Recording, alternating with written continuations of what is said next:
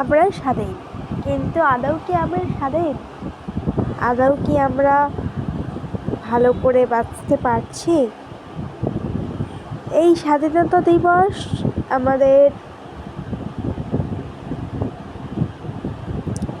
বহু মূল্যবান একটি জিনিস। বহুত জনের প্রাণ গিয়েছে, যেমন ক্ষুদিরাম বসু, তারপরে অনেক দেশবাসীর প্রাণ গিয়েছে। তাও কি আমরা এখনো স্বাধীন নই? আমার তো মনে হয় না যে আমরা স্বাধীন। কিন্তু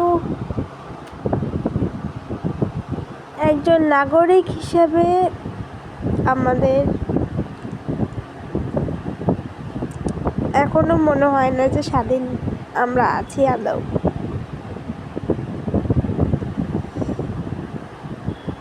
পতাকা উত্তোলন করা হয় ঠিকই,